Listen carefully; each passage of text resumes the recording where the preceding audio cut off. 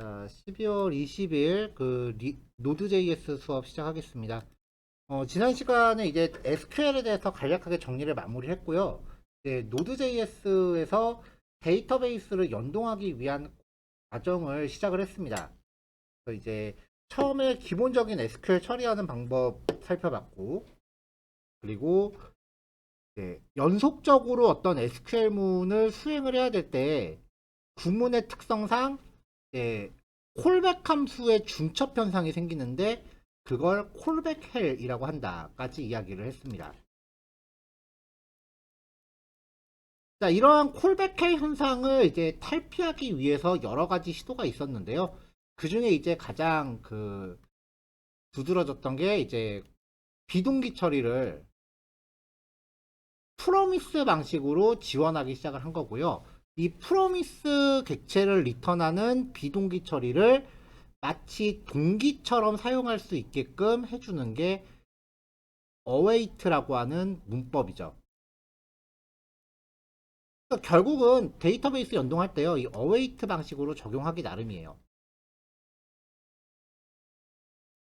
자, 그래서 첫 글씨에 그 await 방식의 예제 하나를 살펴볼게요.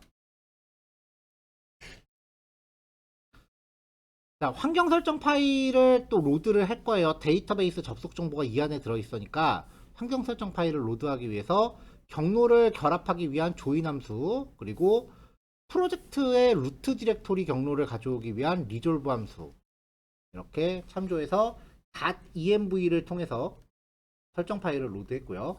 그럼 process.env 안에 그 설정 파일들이 저장되죠. 그 중에 이제 데이터베이스 접속에 필요한 정보들을 커넥션 인포라는 이름의 제이슨으로 구성을 합니다. 이 제이슨 키값들은 이 MySQL 모듈에서 제시하는 그 규격에 맞춰준 거예요.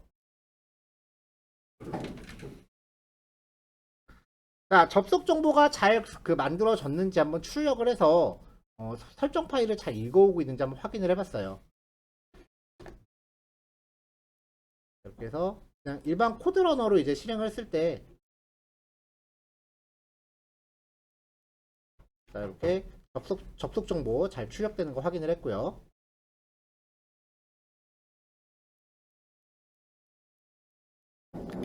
자, 전체적으로 이제 async await를 걸어줘야 되기 때문에 async는 함수에 적용을 하는 거죠. 그 HTML 파일에서 UI를 가져가는 경우는 대부분 비동기 처리는 이벤트 안에서 구현을 해요. 예를 들어서 클릭 이벤트라고 하면 뭐 add 이벤트 리스너 해놓고 여기에 클릭. 자, 그 다음에 이제 콜백 함수를 걸죠.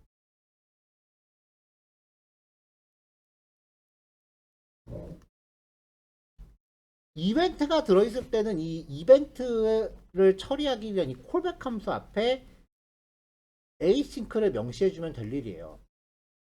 근데 노드 같은 경우는 이런 이벤트에 의해 발생하는 게 아니라 그냥 알아서 순서대로 실행하는 코드가 대부분이기 때문에 async를 적용하기 위해서 별도의 즉시 실행 함수를 가져갑니다. 얘는 정의 하나 만화한 거죠. 그냥 함수를 만들어 놓자마자 뒤에서 바로 호출하니까요. 일종의 문법적 트릭이라도 보셔도 될 것 같아요. 자, 데이터베이스 접속 객체를 dbcon이라는 이름으로 선언을 했어요. 선언하고 나서 여기서 이제 create connection 함수 호출해서 접속 객체를 리턴 받을 거기 때문에 let으로 선언했고요. 이렇게 해서 여기서 할당 받은 거를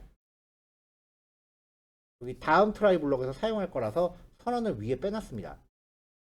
왜냐면 트라이 안에서 선언되면 그 위로 못 나가죠.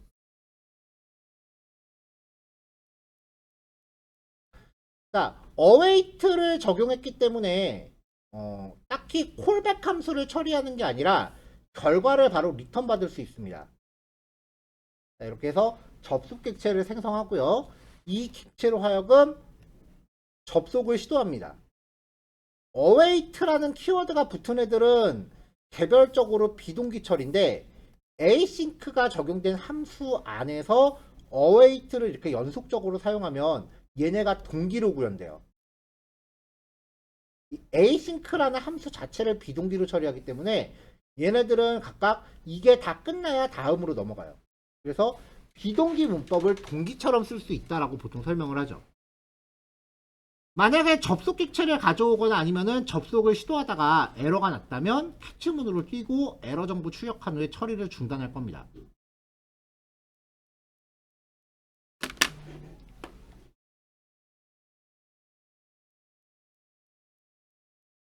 자, 그래서 이제 접속 정보를 제가 임의로 한번 딴 걸로 바꿔볼게요.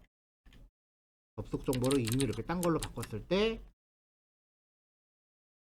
얘를 실행하면은 데이터베이스 접속 실패, 여기 요 에러 메시지가 나오고 있고요. 그 다음에 여기서 출력해주는 이 에러 메시지가 요거죠. 자, 메시지를 보면은 에러 원인은 명확하게 나와요. Access denied for user. 아이디 잘못됐다는 거죠. 그리고 잘못된 코드 위치가 좀 디테일하게 나옵니다. await.js의 25번째 줄. 여기서 잘못됐다라는 거네요. 따라가시면 디버깅을, 데이터베이스는 문제가 생긴 부분에 대해서 디버깅이 좀 수월해요. 잘 집어주기 때문에.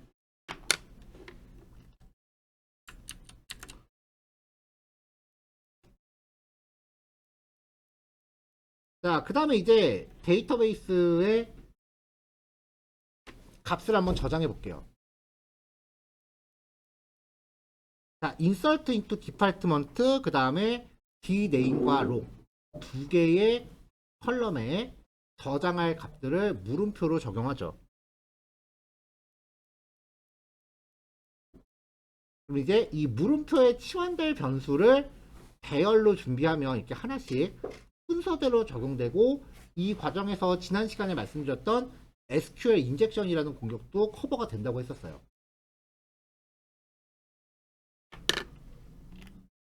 자, 요거 구문을 제가 좀 순서대로 보여드리려고 주석으로 좀 마감하면서 할게요.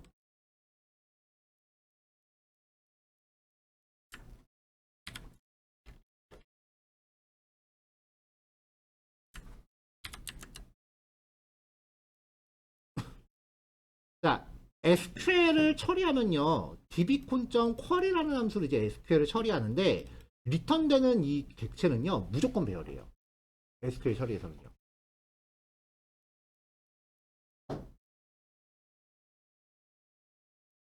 일단은 이 리절트 1을 한번 출력을 해볼게요. 콘솔.log에 리절트 1이라고 해서 얘를 먼저 한번 출력해 보겠습니다.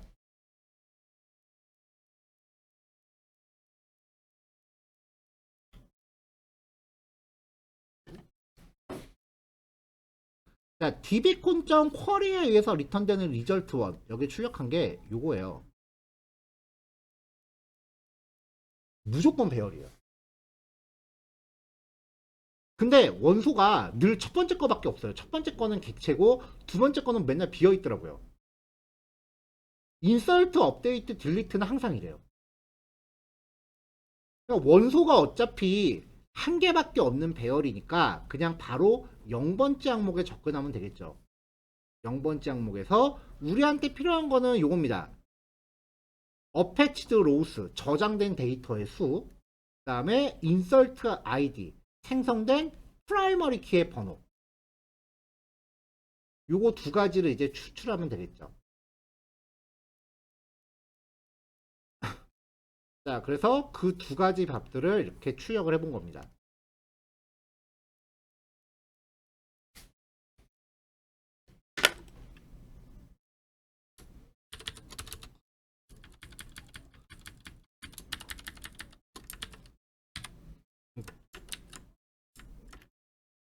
코드가 위로 튀었네요.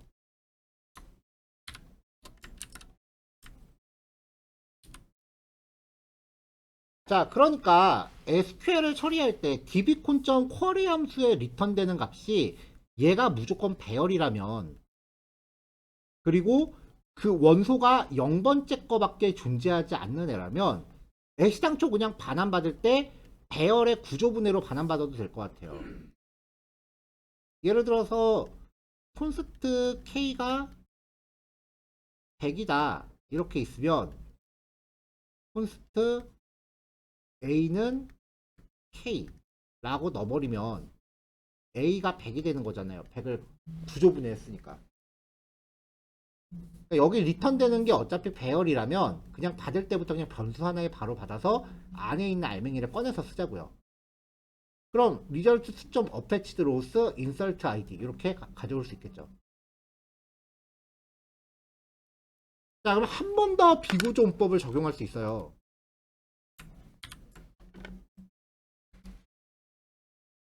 자, 결국은 이 result to 얘가 attached rows랑 insert id란 두 개의 멤버 변수를 갖고 있거든요. attached rows랑 insert id 그냥 한 글자씩만 적을게요. 이렇게 두 개의 값을 갖고 있으니까 이거를 X당초 처음부터 구조분해해서 하나씩 뜯어낼 수 있잖아요. 자, await dbcon.query라고 해서 리턴되는 게 이 배열의 0번째 원소인데 그 0번째 원소에 있는 항목들을 X당초 처음부터 이렇게 그 구조분해해서 개별적인 값으로 얻어낼 수도 있습니다. 사용되는 패턴이 여러 가지라는 걸 보여드리는 거예요. 같은 코드인데.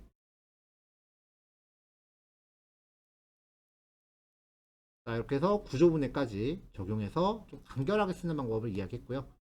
자, 전부 다 이제 인설트 문만 수행했죠. 이번엔 업데이트 절입니다.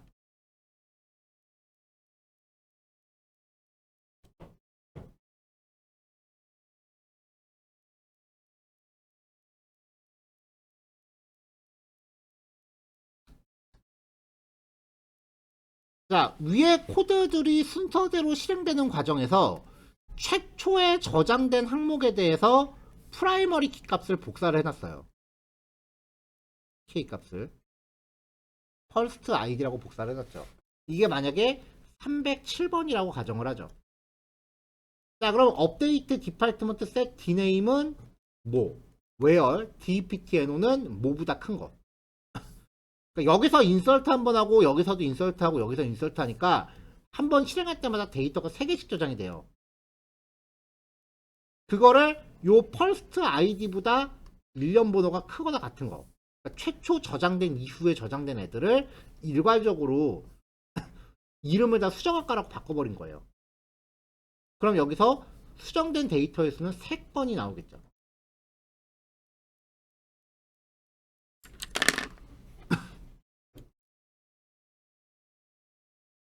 자, 그럼 마지막에 수정된 데이터의 수 3건이라고 나오겠죠. 자, 데이터베이스 연동 과정은 그 MySQL 콘솔을 따로 하나 열어 놓으시고요.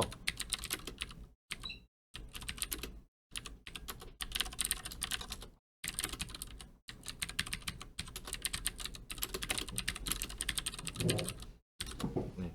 이렇게 데이터를 하나 열어 놓으시고 그 실제로 이걸 실행했을 때 데이터가 저장되는지 확인을 해가면서 보시면 돼요. 자, 마지막에 업데이트를 빼고 실행 한번 해볼게요.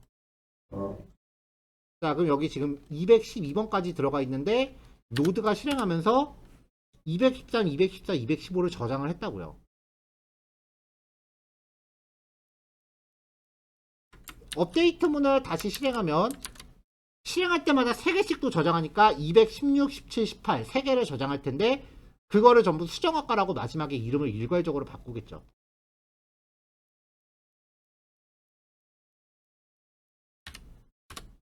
자, 이렇게.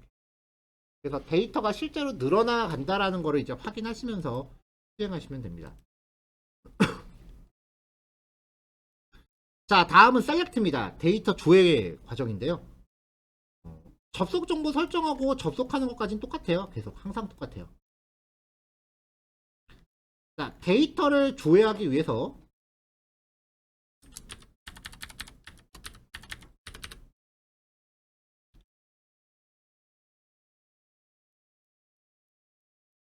자, 일단은 좀 단순하게 해볼게요.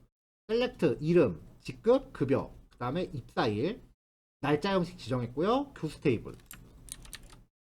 이렇게 해서 데이터를 여기서 조회해 보겠습니다. 자, 이렇게 나왔어요. 보시면 함수나 표현식이 적용된 경우는 출력되는 필드 이름도 그렇게 나와요. 자, 이거를 데이터 조회를 하면 이게 이 노드로 전달될 때는 제이슨 배열이 됩니다. 실행해 볼게요. 저장을 안 했네. 자, 이렇게요. 자, 배열인데 전체적으로 데이터가 여러 개 있으니까 당연히 배열이죠. 요 한 줄을 제이슨 객체로 표현하는 거예요. 자, 근데 여기서 이렇게 그 필드 이름이 표현식으로 되어 있으면은 나중에 이 제이슨이 전부 프론트엔드한테 AJAX로 넘어가거든요. 그럼 키 이름이 이렇게 되면 접근이 애매하잖아요. 그러니까 이렇게 표현식을 사용하셔야 되는 경우는 항상 뒤에 as 키워드를 붙여서 별칭을 잡아주셔야 돼요. 그러니까 이 as라고 해서 별칭을 주는 거는 SQL 따라서는 별 차이가 없는데 이게 프론트한테 전달하는 제이슨 키의 역할을 해요. 그러니까 별칭을 꼭 적절하게 적용을 해주셔야 되고요.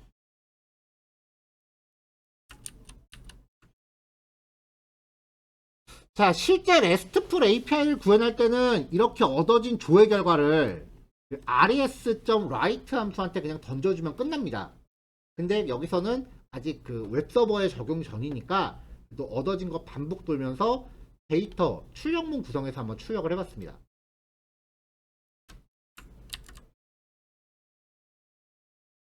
자, 이렇게 해서 출력을 했어요.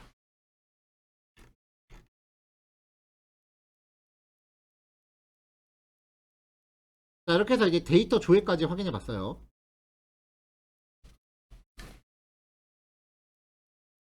자, 지금까지 진행됐었던 매 예제를 보면은요.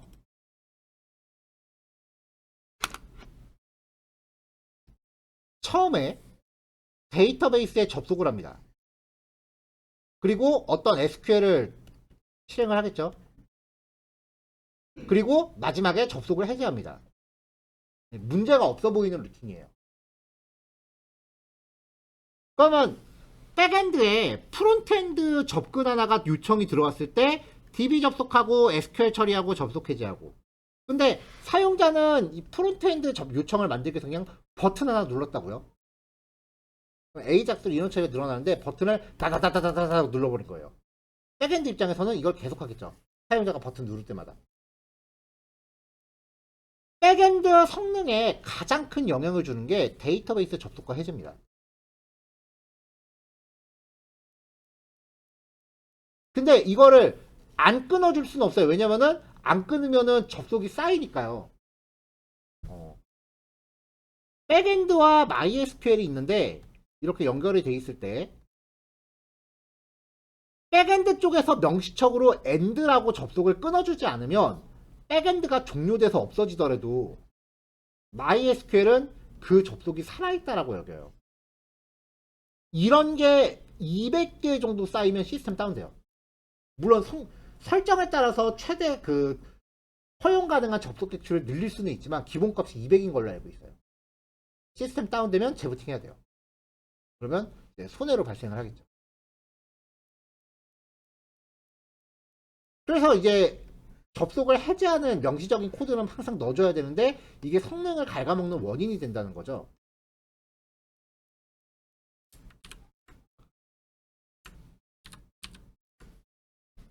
그래서 MySQL이 있고요. 우리가 만든 노드 백엔드가 있습니다. 얘가 처음 가동할 때 MySQL에 대한 접속을 여러 개를 만들어 놓습니다. 그냥 미리 이렇게 접속해 놓고 있는 거예요. 접속을 절대 안 끊어요. 이렇게 해놓고 프론트엔드가 요청이 들어오면은 SQL을 수행하기 위해서 미리 준비한 이 접속 객체 하나를 임대해서 그래 SQL 해 라고 해서 SQL을 처리한 다음에 얘를 반납을 합니다. 접속을 해제하는 게 아니라요. 그럼 이대로면은 동접자들이 들어오면은 계속 이걸 돌려막기 하는 거죠. 다음 동접자가 오면은 맨 처음에 반납된 거 요거 하시죠.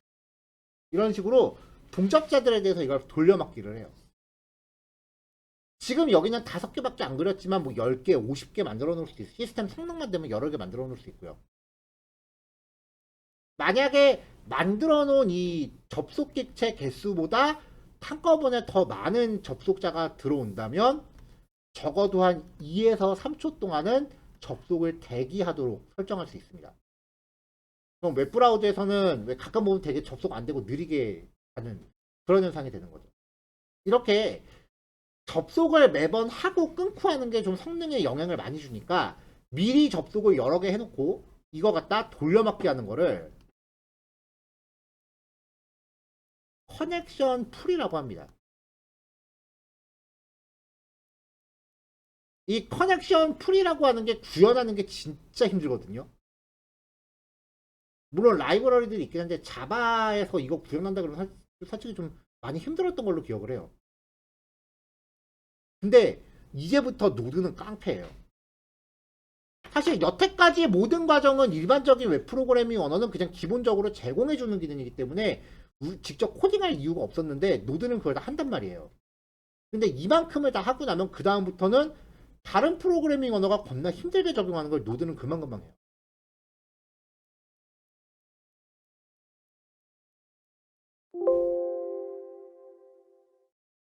자, 설정 파일에 커넥션 풀과 관련된 옵션을 추가합니다.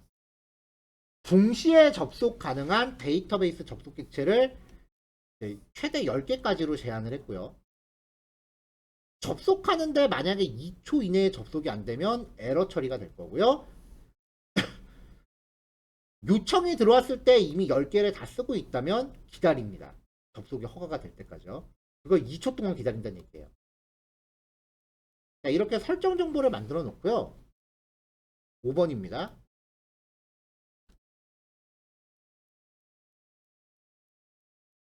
접속할 때 설정 정보를 같이 넣어줘요. 그 다음에 코드가 살짝 바뀝니다. 이제 아까는 크리에이트 커넥션이었는데요. 이제는 크리에이트 풀입니다. 그러면 이 MySQL 모듈이요 10개의 접속 객체를 생성을 해요.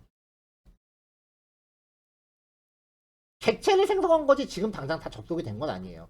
미리 다 해놓을 필요는 없죠. 임대하러 왔을 프론트엔드가 접속했을 때 그때 하나씩 접속해서 주면 되니까요.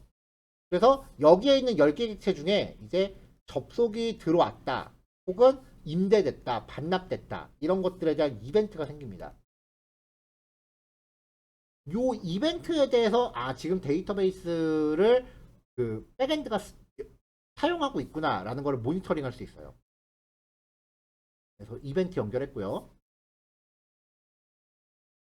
자, 그럼 이제부터 접속은요 커넥션 함수를 따로 호출하는 게 아니라 미리 만들어 놓은 10개의 접속 객체 중에서 하나를 임대하는 거예요. get connection. 그러면 얘가 갖고 있는 10개 중에 하나를 임대합니다. 만약에 임대에 실패했다면은 에러 처리가 될 거고요.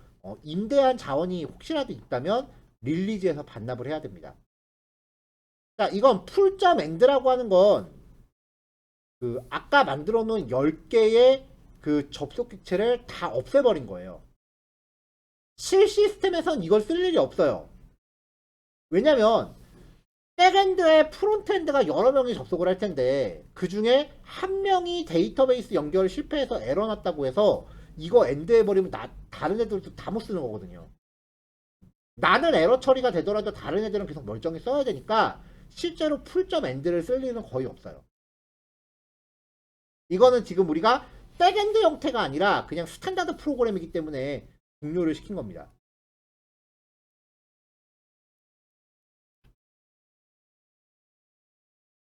자, 저렇게 이제 접속 객체를 생성하고 임대하고 나서 아까처럼 교수 데이터를 전체를 다 조회했고요.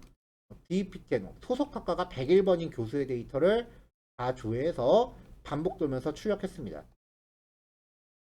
파이널리에서 접속 객체 반납하고 커넥션 풀 접속 해제 뭐 이런 처리가 있는 거죠. 자, 이렇게 해서 쭉 이제 실행이 된 거죠.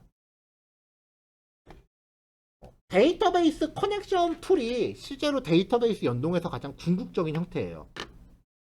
일단 여기까지 내용 확인하시고요. 이게 확인이 됐으면 이 내용을 토대로 해서 커넥션 풀을 관리할 수 있는 헬퍼 제작을 좀 해볼게요. 자, 8시 10분에 뵙겠습니다. 자, 다음 넘어가겠습니다. 자, 6번 파일입니다. 예제 자체는 짧죠. 데이터베이스 커넥션 풀이라고 하는 기술은 앞으로 우리가 데이터베이스 연동할 때마다 접속 관리라는 메인 기술로 써야 돼요. 그래서 헬퍼로 묶어서 데이터베이스 접속 객체를 관리할 수 있게끔 좀 모듈화를 할 겁니다. 자, 그래서 헬퍼 폴더 안에 보시면요, dbpool.js라는 파일이 들어있어요.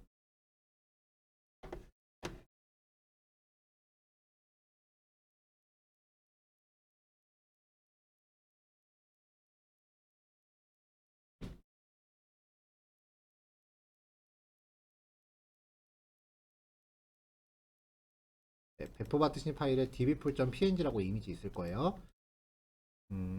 아까 하셨던 예제를 거의 다 살릴 거예요.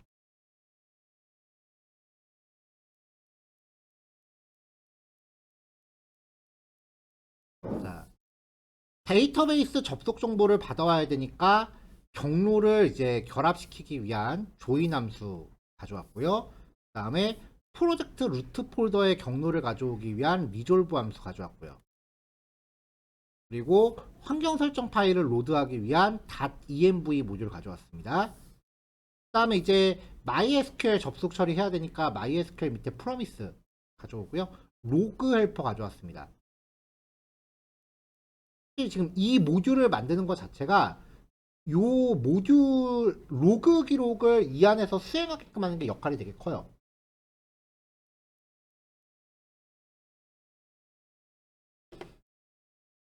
자, 일단 싱글톤 패턴으로 구현할 거기 때문에 싱글톤 객체 하나 정의했고요. 그 다음에 아까 사용했었던 접속 정보들 스테이틱 적용해서 정적 변수로 지정해 갖고 그냥 그대로 가져왔습니다. 그 다음에 싱글톤 객체 준비했고요. 여기까지는 뭐 특별한 거 없죠.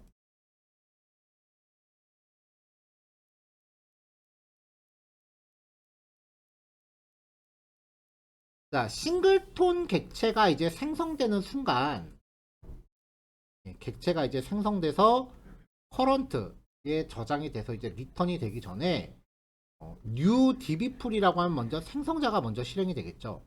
여기에서 데이터베이스 커넥션 풀을 초기화할 거예요.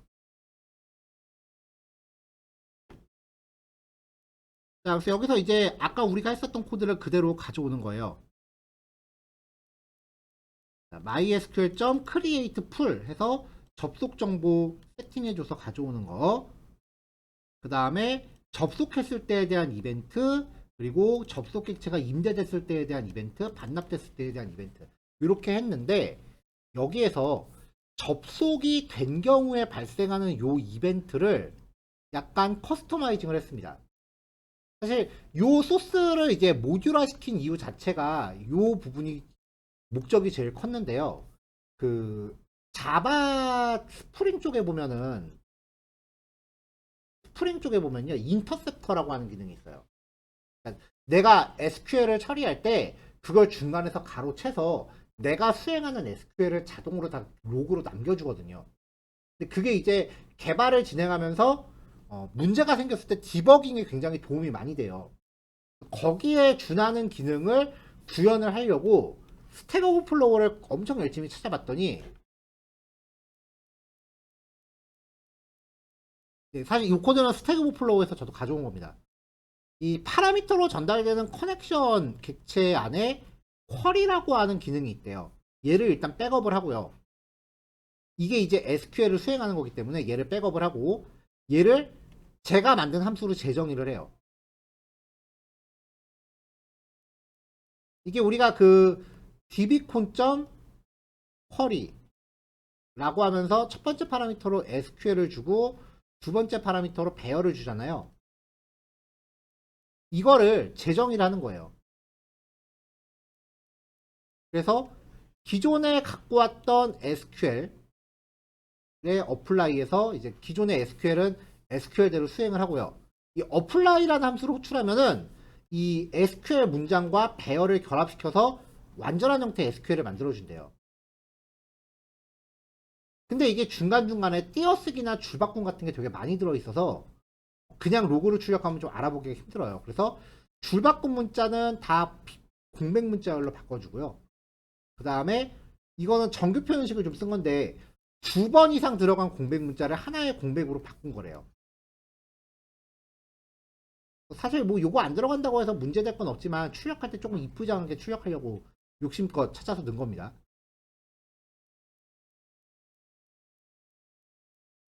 자, 요거를 하나 넣어놓음으로 인해서 이 데이터베이스 처리가 굉장히 수월해져요.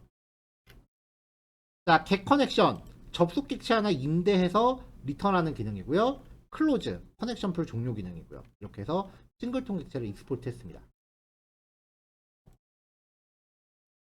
자, 그러면 이제 얘를 사용을 해야죠. 자, helper.db풀 해서 가져오고요. 이제는 접속을 우리가 하는 게 아니라 이 모듈을 require 함으로 인해서 이 안에 이미 커넥션 풀이 10개가 생겨요. 설정 정보에 따라. 우리는 이걸 통해서 그냥 접속 객체 하나를 임대하고 필요한 SQL문만 실행하면 돼요.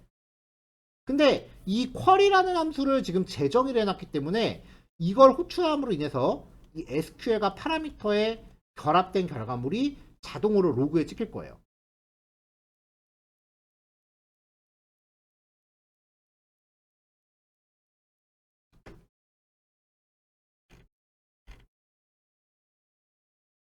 자, 데이터베이스 접속 객체가 이제 데이터베이스에 접속이 됐다, 임대가 됐다고, 그 다음에 이러한 SQL문이 실행이 됐다라는 게 여기 기록에 남습니다. 이게 되게 커요. 백엔드 만들면서 에러가 제일 많이 나오는 게 SQL 처리거든요. 그러니까 어떤 SQL이 수행되고 있는지를 로그로 기록하는 게 이게 디버깅에 진짜 중요한 역할을 합니다. 그리고 마지막에 여기서 결과를 출력했죠? 그럼 결과 쭉 출력되고 있죠.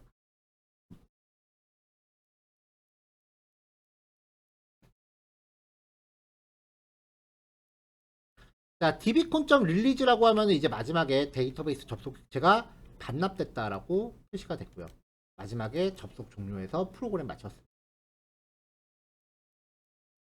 자, 이제 여기까지 하고 나면 이제 데이터베이스 처리를 진짜 찐으로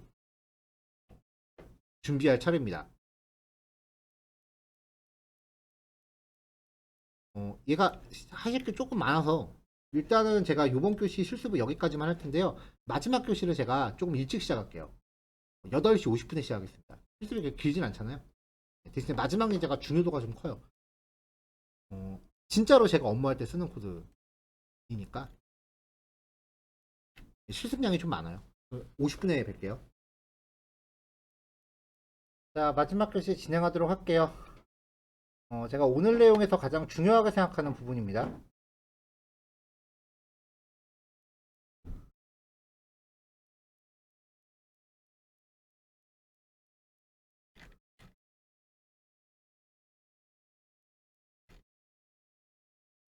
자, 지금까지 우리가 했었던 그 처리 방식은 노드 소스 안에 SQL문이 그냥 박혀 있었죠. 일종의 하드 코딩이에요. 그래서 데이터베이스 처리 부분을 이제 객체 지향 관점으로 풀어보려는 여러 가지 시도가 있었는데요. 크게 방식이 두 가지 방식이에요. 첫 번째는 SQL 매퍼라고 하는 방식이고요. 두 번째는 ORM이라고 하는 방식이에요. 자, 하나하나 볼게요.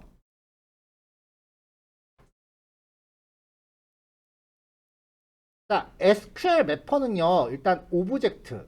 이 오브젝트가 뭐냐면은, 그, 저장할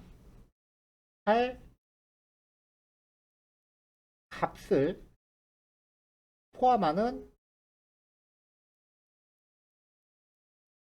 제이슨이라고 보시면 됩니다. 저장뿐만 아니라 수정, 삭제, 외열절, 뭐 그런 거에 쓰는 값들을 포함하는 제이슨이에요. 그래서 그 어떤 데이터를 전달하는 역할을 하는 객체다라고 해서요. 데이터 트랜스퍼 오브젝트, 줄여서 통칭 DTO라고 부릅니다. DTO라고 하는 건 그냥 개념적인 용어예요. 그리고 SQL문의 필드를 이제 매핑을 해서 그 처리된 데이터를 객체화하는 거예요. 그러니까 SQL문 하나와 데이터를 매핑하는 거지, 이 데이터 객체와 테이블을 매핑하는 건 아니에요. 그래서 SQL문을 직접 작성하고 쿼리 수행 결과를 어떤 결처에 매핑할지 바인딩하는 방법이다. 그러니까 지금 우리가 하고 있는 기법이 SQL 매퍼 방식이라고 보셔도 됩니다. 그러니까 사용 방식은요, 이런 식으로 이제 SQL의 구문의 템플릿을 정의하는데, 보시면은 값이 치환될 부분이 물음표가 아니라 샵 괄호 그 다음에 제이슨 객체의 키예요. 그래서 이 SQL문에 매핑시킬 제이슨 객체를 이렇게 지정을 하면은 키값에 따라서 각각 적합한 데이터가 이렇게 찾아간다는 거죠. 그러면 완성된 SQL문을 얻을 수 있습니다. 자, 이런 식으로 처리할 수 있는 그 패키지가 대표적인 게 이제 마이바티스예요. 마이바티스는 원래 그 자바 스프링 쪽에서 되게 오랫동안 군림하던 SQL 매퍼 프레임워크입니다. 아까 말씀드린 것처럼 데이터를 전달하기 위한 객체 DTO 담아서 전달하고 SQL 수행 결과를 미리 정해놓은 클래스에 대한 매핑된 상태로 반환받는다. 여기는 뭐 미리 정의해놓은 클래스라고 지금 얘기하고 있는데, 자바스크립트는 클래스를 미리 정의할 필요가 없기 때문에 굳이 자바스크립트에서는 이런 것까지는 없어요. 특이사항은 쿼리문을 하나의 XML 파일로 분리합니다. 그리고요, 다소 복잡한 SQL문을 작성하는 게 가능해요. 자체적으로 데이터 캐싱 기능으로 성능을 향상시킬 수 있고요. 데이터를 입력하기 위한 객체 DTO와 SQL문을 다 관리해야 되기 때문에 다 관리해야 되고요. 이걸로 CRUD 메소드를 우리가 직접 다 구현해야 돼요. 그러니까 지금 하고 있는 거를 그대로 모듈을 한다고 보시면 돼요. 근데 ORM 방식은 조금 달라요. ORM 방식은요, 자바스크립트 객체하고 DB 테이블을 1대1로 매핑시킵니다. DBMS에 중속적이진 않고요. 그래서 이 객체를 통해서 CRUD 구현이 자동화돼요. 근데 복잡한 SQL문을 처리하기가 어렵기 때문에 매퍼를 같이 쓰는 경우도 종종 있어서 저는 이것 때문에 잘 안 써요. 뭐하러 두 개를 같이 써요? 그냥 하나만 쓰지. 근데 이 요즘 그 웹개발 쪽에서 뭐 자바건 노드건 간에 이 ORM 방식이 유행하기는 합니다. 근데 저는 이게 더 귀찮아서 사실 이 방식을 별로 안 좋아하긴 해요. 노드에서 사용하는 가장 대표적인 ORM은요, 시퀄라이즈라고 하는 패키지입니다. CRUD 메소드를 기본으로 제공을 하는데, 이것과 관련된 SQL문은 우리가 만들지 않아도 돼요.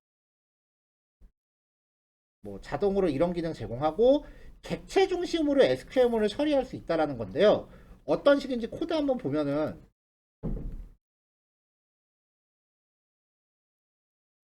자, 패키지 가져오고 이 패키지 안에 있는 모델이라는 클래스를 상속받아서 클래스를 하나 만드세요. 그러면서 이제 정적으로 init라는 메서드를 정의하시면서 여기서 타입의 구조를 리턴을 해주는 거예요. 자, 컬럼 이름, 그 컬럼의 데이터 타입, 널 허용 여부, 그 다음에 프라이머리 키 여부.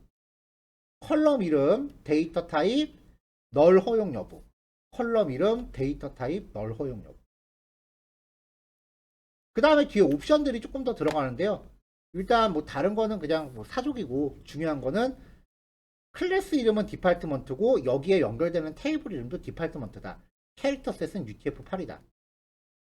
나머지 거는 뭐 굳이 그 명시 안 해도 되는 건데 그냥 API 사이트에 나와 있길래 다 복사해 왔습니다.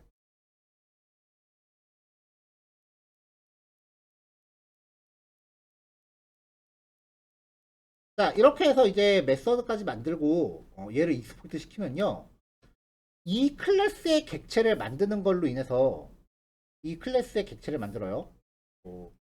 콘스트 D는 new department, 만들고 D dptno는 101 dname은 뭐뭐뭐 d.log은 뭐뭐뭐 한 다음에 d.insert 이렇게 호출하면 얘가 SQL 인설트문을 자동으로 만들어서 수행을 해요.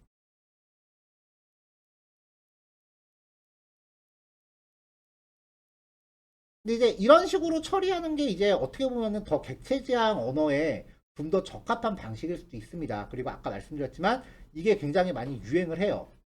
근데 저는 이거 정의하는 게 너무 싫은 거예요. 그다음에 다소 복잡한 SQL문을 쓰려고 하면은 이 안에서 메서드 같은 거를 내가 재정의해서 만들어야 되는데 사실 SQL문을 만들 때 저거는 이제 SQL문을 직접 만들기가 어려우니까 객체의 힘을 빌리겠다는 건데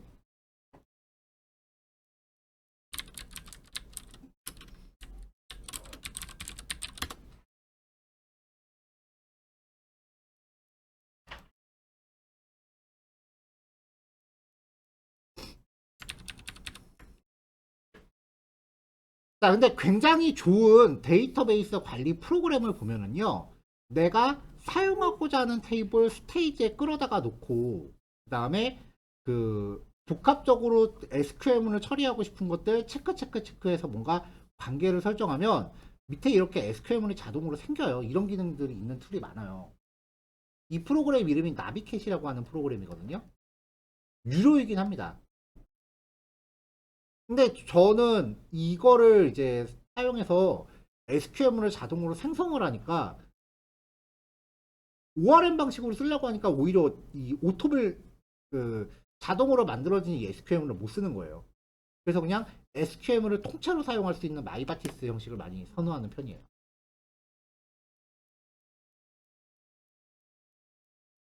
뭐 어차피 그냥 유행이기 때문에 뭐가 더 좋다 나쁘다를 얘기할 성격은 아닙니다. 그래서 저는 이제 마이바티스를 주로 씁니다. 자, SQL문을 XML 파일에 미리 정의하고요. 치환자에 적용될 변수를 전달해서 완성된 SQL문을 반환받는 프레임워크예요. 자, 그래서 SQL문을 미리 정의해 놓는 파일을 통칭 매퍼라고 합니다. 형식은 이래요. 위에 XML 그 선언문이 들어가고 매퍼 네임스페이스 그리고 이 매퍼에 대한 고유 식별자가 필요합니다. 이 고유 식별자는 다른 파일과 중복되면 안 됩니다.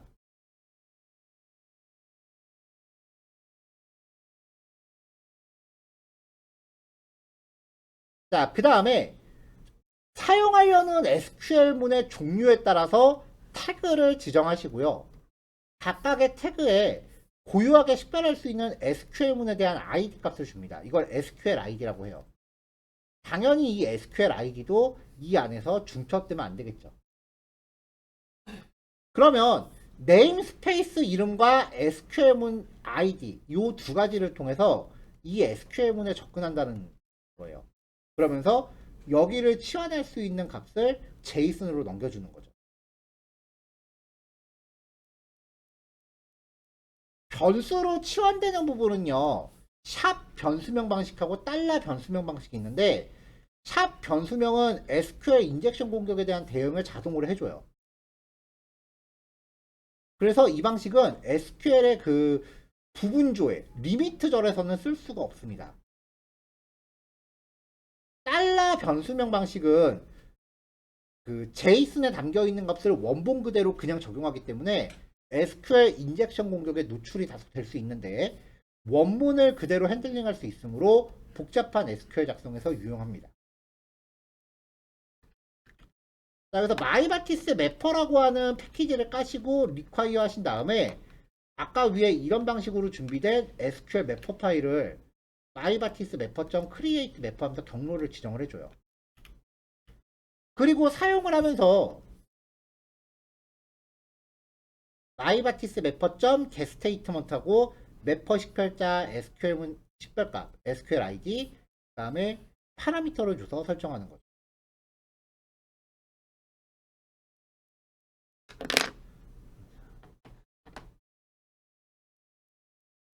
자, 이건 이제 조금 이따가 확인하도록 할게요. 일단 예제부터 보죠.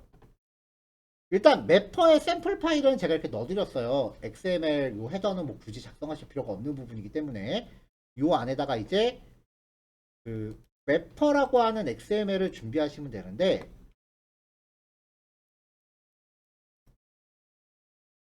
자, 기본적인 CRUD에 입각해서 필요한 최소한의 기능들입니다.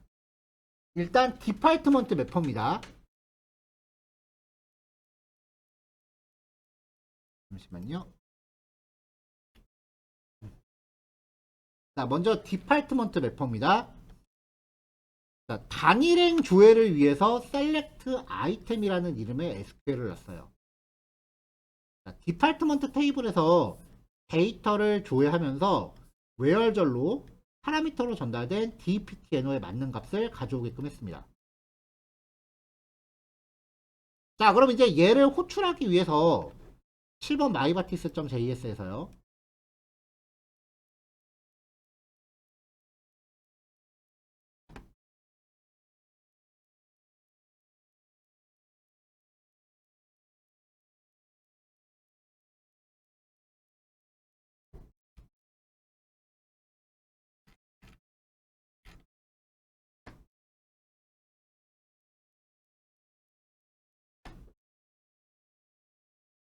자, 아까 만들었었던 데이터베이스 접속 객체는 그 db풀을 통해서 가져올 거고요.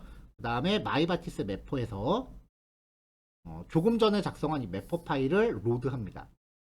지금 우리는 디파트먼트 매퍼 요거 하나만 쓸 거예요. 밑에 나오는 프로페셔널 디파트먼트 매퍼는 오늘 실습 대상 아닙니다. 얘는 그냥 버리세요. 어차피 다 비슷비슷한 거기 때문에 좀 복잡한 SQL 이런 겁니다라고 보여드리는 건데, 뭐 똑같은 거를 두 개까지 하실 필요는 없으니까요. 얘는 그 빼고 요 디파트먼트 매퍼만 진행할게요.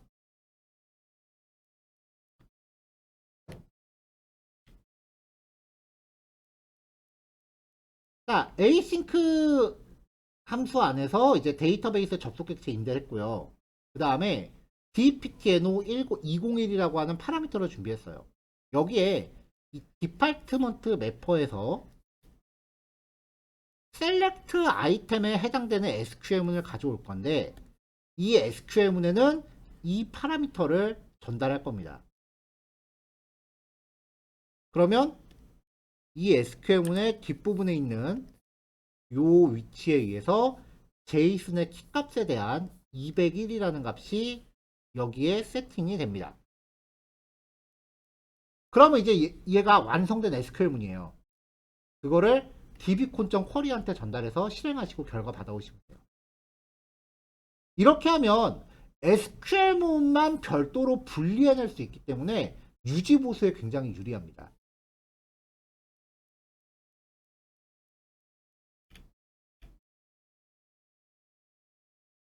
자, 이번에는 다중행 조회를 위한 데이터 기능 정의예요. 디파트먼트 매퍼에서 select list를 가져오는데,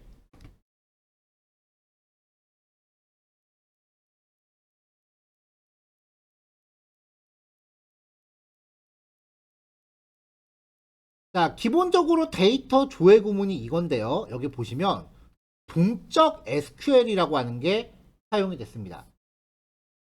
요 select 구문하고 오더바이저는 무조건 쓰여요.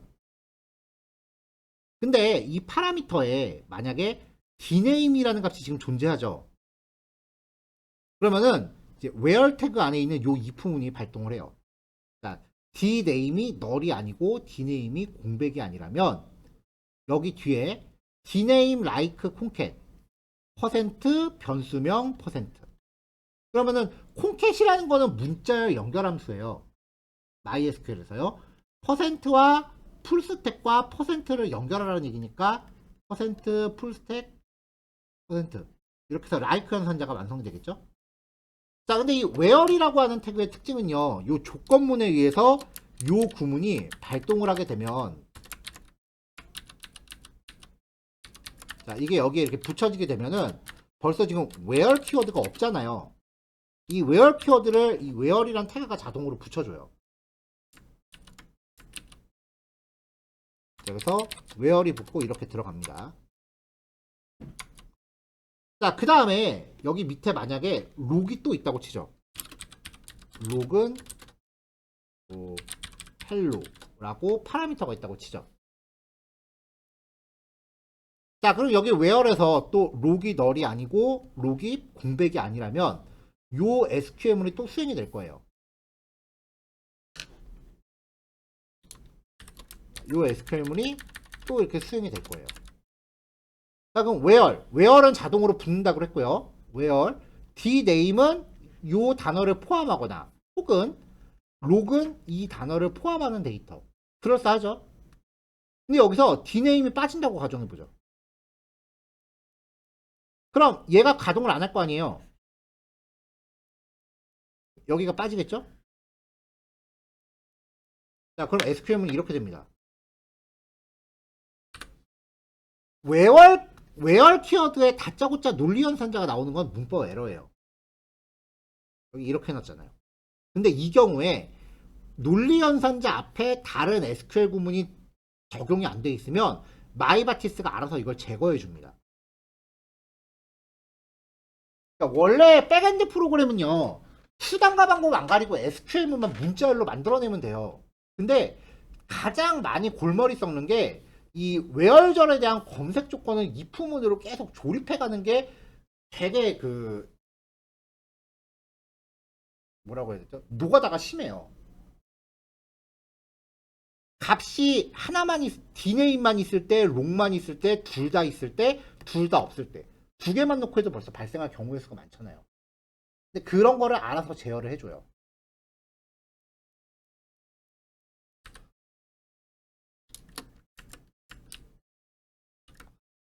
자, 오프셋 부분조에 사용할 그 리미트절 위치 0번째 위치부터 리스트 카운트 3개. 리미트절을 사용할 때는 달러 표시 써야 된다고 말씀드렸죠. 그리고 리미트절은 페이지 구현을 할 때 많이 사용이 됩니다. 페이지 구현은 아마 우리 거의 맨 마지막 예제일 겁니다.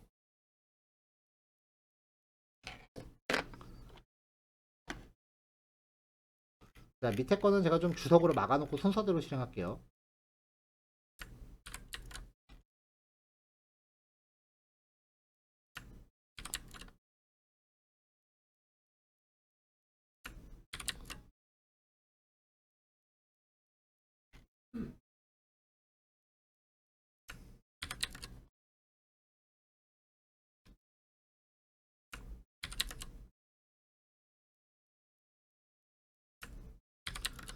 자, 일단 단일행 조회예요.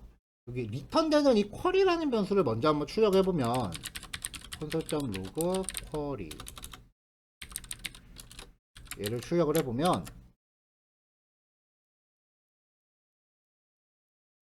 자, 여기에서 이렇게 완성된 SQL문이 반환이 됩니다. 이거를 여기에다 전달했기 때문에 여기서 로그를 한번 또 찍어준 거고 그 결과가 반환이 된 거죠. 이렇게 해서 데이터 조회 결과가 이렇게 떨어지고요. 자, 이거 주석으로 맞고 그 밑에 다중행 조회. 자, 얘를 실행을 하면은 이번에는 지금 여기 보면은 그 dname의 제 데이터는 풀스택이라는 키워드를 포함하고 있는 학과 데이터가 없어요. 그래서 검색 결과가 없는 걸로 나오는 건데 만약에 이 데이터를 여기 보면 where절이 들어가 있죠? 이 키워드를 빼버리면 이 키워드를 그 dname이라는 파라미터를 빼버리면은 동적 SQL 기능에 의해서 where절이 빠져요, 자동으로. 이렇게 where절을 검색 조건에 따라서 where절을 그 지능형으로 구성할 수 있게끔 하는 기능이 마이바티스의 동적 SQL 기능입니다. 이게 되게 편해요.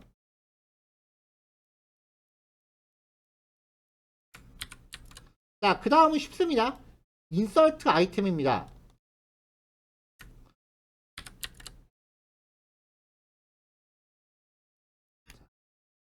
인서트 아이템이라고 하는 SQL 안에요. 인서트절 구성하고요. 데이터가 저장될 위치에 이렇게 그 제이슨 객체 키값으로 치환자 잡아주면은 데이터가 이제 저장이 되겠죠.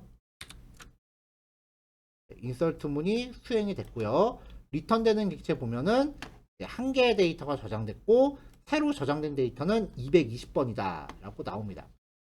자, 풀스택과 1401호라는 데이터가 들어갔겠네요.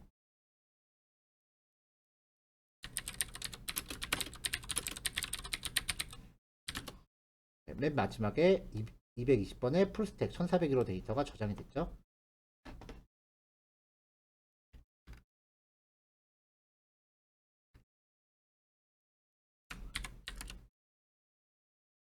자, 그 다음은 이제 데이터 수정이에요. 아, 데이터 삭제네요. 자, 딜리트 아이템. 수정부터, 이제 삭제부터 했습니다. 자, 여기에 DPT NO가 300번인 데이터를 삭제해라 라고 했는데, 지금 제 컴퓨터 데이터는요, 보면은, 어패치드 로스 0, 삭제된 데이터가 0개라고 나와요. 왜냐면 제 데이터는 지금 300번 데이터가 없거든요. 요거는 실행하실 때 여러분들 상황에 맞게 실행하셔야 돼요. 여기에 제가 210번이라고 지정을 해보면 저것과 일치하는 데이터 하나가 삭제가 되겠죠. 하나라고 떴죠. 삭제된 데이터 한 개. 또 실행하면은 이미 지워지고 없기 때문에 이번엔 0개라고 뜰 겁니다. 210번 데이터 조회하면 없어져 있죠. 삭제가 됐어요.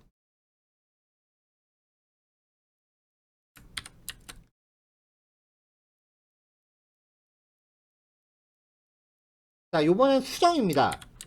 자, 학과 번호가 300번인 데이터에 디네임은 수정된 학과, 로그는 수정된 위치에서 업데이트 아이템이라는 항목을 썼는데, 보시면은 요 DPT 예노 값이 300인 데이터.